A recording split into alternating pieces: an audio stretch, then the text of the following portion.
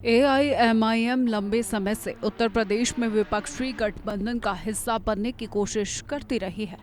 हाल के दिनों में पार्टी ने फिर से समाजवादी पार्टी के साथ मिलकर भाजपा के खिलाफ चुनाव लड़ने का संकेत दिया है।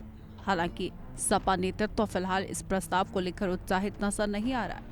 पार्टी के भीतर ये धारणा मजबूत है कि एआईएमआईएम के साथ खुला गठबंधन उसके सामाजिक विस्तार की रणनीति को नुकसान पहुंचा सकता है। सूत्रों के मुताबिक समाजवादी पार्टी अब अपनी पुरानी छवि से बाहर निकलने की कोशिश कर रही है। साल 2024 लोकसभा चुनाव में अखिलेश यादव ने टिकट वितरण और चुनावी भाषणों के जरिए ये संकेत दिया था कि पार्टी केवल मुस्लिम वोट बैंक की राजनीति पर निर्भर नहीं रहना चाहती। 2024 में सपा ने 80 लोकसभा सीटों में केवल 4 मुस्लिम उम्मीदवार उतारे और सभी चुनाव जीतने में सफल रहे।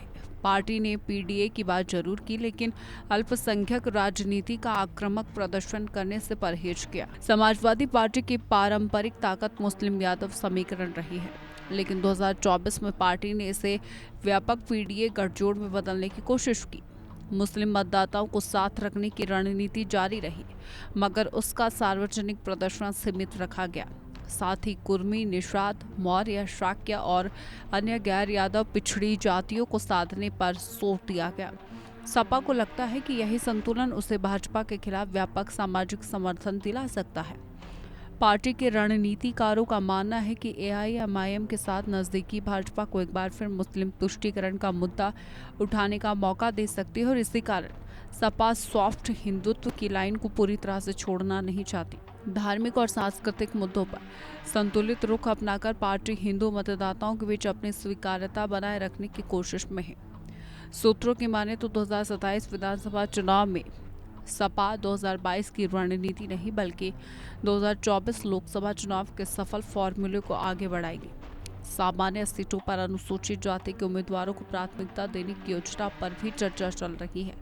अयोध्या से सांसद अवधेश प्रसाद की जीत को पार्टी सामाजिक प्रतिनिधित्व के बड़े संदेश के तौर पर पेश कर रही है और उन्हें इस नई रणनीति का प्रमुख चेहरा बनाया जा सकता है। कुल मिलाकर समाजवादी पार्टी 2027 के लिए एक नए राजनीतिक संतुलन की तलाश में है, जिसमें कांग्रेस के साथ तालमेल, पीडीए का विस्तार, गैर यादव, पिछड़ों और दलितों पर फोकस, सॉफ्ट हिंदुत्व की संतुलित लाइन और ओवैसी की एआईएमआईएम से दूरी, ये सभी तत्व उसकी चुनावी रणनीति के अहम हिस्से बनते दिखाई दे। अब देखना होगा कि 2024 का ये सामाजिक और राजनीतिक फॉर्मूला विधानसभा चुनाव में भी सपा को उतनी ही सफलता दिला पाता है या नहीं। समाजवादी पार्टी 2027 के विधानसभा चुनाव को केवल सत्ता की लड़ाई नहीं बल्कि सामाजिक संतुलन की नई परीक्षा के रूप में देख रही। कांग्रेस के साथ तालमेल बनाए रखने, पीडीए यानी कि पिछड़ा दलित अल्पसंख्यक गठजोड़ को विस्तार देने, गैर यादव, पिछड़ों और दलितों पर विशेष फोकस करने और साथ ही ओवैसी की एआईएमआईएम से दूरी बनाए रखने की रणनीति इसी दिशा में बड़ा संकेत मानी जा रही। अब सबसे बड़ा सवाल यही है कि क्या 2024 लोकसभा चुनाव का यह सफल सामाजिक फार्मूला विधानसभा की जमीन पर भी समाजवादी पार्टी को उतनी ही मजबूती दिला पाएगा।